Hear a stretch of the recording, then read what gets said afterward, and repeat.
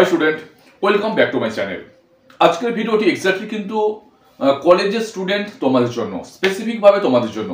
তবে তবে এটা কিন্তু কোনো রকম শুধুমাত্র যে ক্যালকাটা ইউনিভার্সিটি বা কল্যাণী ইউনিভার্সিটির ভিডিও তা নয়, এটা অ্যাজ এ হোল সমস্ত ইউনিভার্সিটির ক্ষেত্রে, বিশেষ করে সমস্ত ইউনিভার্সিটির ক্ষেত্রে এই বিষয়টা প্রযোজ্য। কীরকম?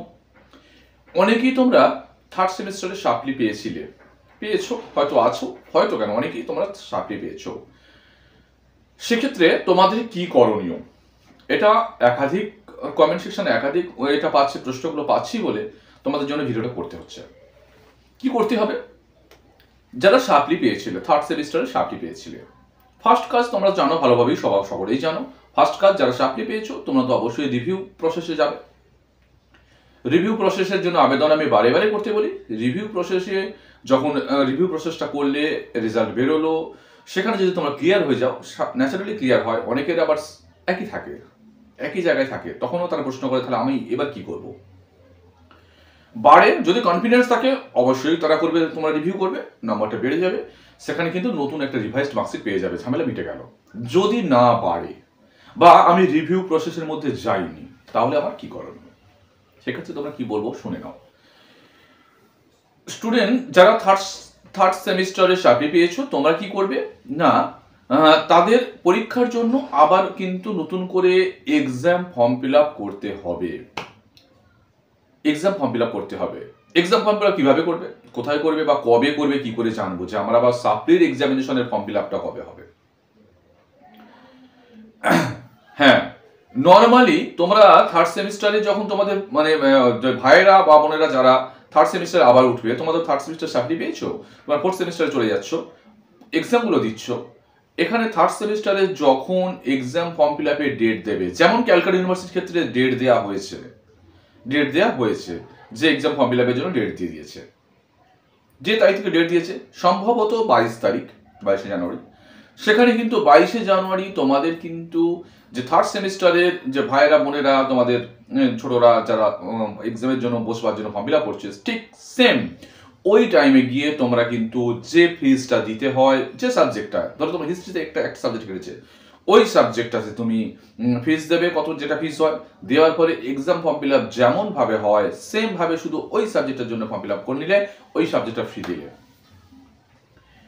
হয়ে গেল। এক্সাম ফর্ম ফিল আপ হয়ে গেল।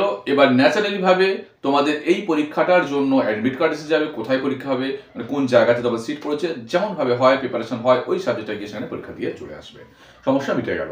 এইভাবে কিন্তু কাজটা করতে হবে। এবারে অনেকে বলছে কি না, আমার নাম্বার বাড়েনি, আমি কি বসতে পারবো, বা রিভিউ করেছি, আমি কি থার্ড সেমিস্টারে আমার পরীক্ষা বসতে পারবো? রিভিউ এর সঙ্গে পরীক্ষা বসার কোনো সম্পর্ক নেই। রিভিউ বেড়ে গেলে তো ফুরিয়ে গেল, ঝামেলা শেষ। যদি তুমি রিভিউ না বাড়ে বা আমি রিভিউ করিনি, তোমাকে কিন্তু এক্সাম ফর্ম ফিল আপের এই সময় তোমরা নোটিশ তো পাবে, অফিসিয়াল ওয়েবসাইট নোটিশ পাবে, না হলেও আমি দেওয়ার চেষ্টা করবো। এক্সাক্টলি সব ইউনিভার্সিটির সাপ্লির বা এক্সামের ফর্ম ফিল আপ সবটা আমার পক্ষে বলা সম্ভব হয়ে ওঠে না, আমার সময় অত হয়ে ওঠে না। সেক্ষেত্রে তোমাদের একটু লক্ষ্য রাখতে হবে, কলেজে খোঁজ দিতে হবে থার্ড সেমিস্টার কবে হচ্ছে, থার্ড সেমিস্টার পরীক্ষার জন্য ফর্ম ফিল আপ কবে শুরু হচ্ছে। হলো। এবার অনেকে কি হয় যে সাপ্লিটা এমন হয় যে রেজাল্টটা কমপ্লিট হয়নি, কিরকম না, কলেজের যেটা হয় তোমরা জানো, ইন্টারনালে সাপ্লি আছে। অনেকে বলো তাহলে ইন্টারনাল কি দেবো, বাইরেটা এক্সটার্নাল অন্য কলেজে দিয়ে আসবো, ইন্টারনালটা কি দেবো?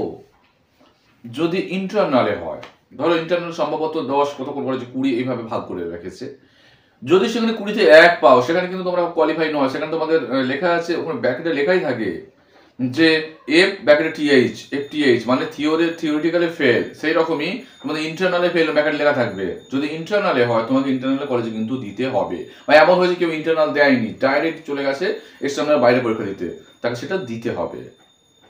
যদি তোমার ইন্টারনাল নম্বর দেওয়া থাকে, হ্যাঁ না ইন্টার নম্বর উঠেছিল 12 নম্বর পেয়েছো 20-তে, তারপর তোমার এক্সটার্নালটা ফেল হয়ে আছে, তাহলে ও 12 জায়গা ফিক্স থাকবে, পরের বারে 12ই থাকবে। তুমি এবার সেখান থেকে যেটা মার্কস পাবে সেটা নাম্বারটা অ্যাড হবে। ব্যাপারটা ক্লিয়ার হলো? সমস্ত ইউনিভার্সিটির আন্ডারে যে সমস্ত কলেজে তোমরা থার্ড সেমিস্টারে পড়ো, সকলের ক্ষেত্রে এই বিষয়টা একই।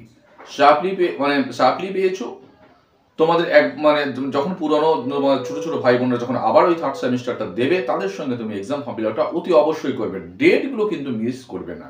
ডেট এক্সটেনশন হয় বিভিন্ন কলেজে, বিভিন্ন ইউনিভার্সিটিতে, কিন্তু ওই সমস্ত ভরসার মধ্যে গিয়ে লাভ নেই। ডেফিনেটলি তোমরা কিন্তু টাইমের মধ্যে মানে এক্সাম ফর্ম ফিল আপটা করে নাও। যদি এই সংক্রান্ত আরও কিছু জিজ্ঞাসা থাকে আমাকে অবশ্যই কমেন্ট সেকশন জানাও, আমি তোমাদের হেল্প করার চেষ্টা করবো। ভালো থাকো, সুস্থ থাকো, দেখা হচ্ছে পরের ভিডিও।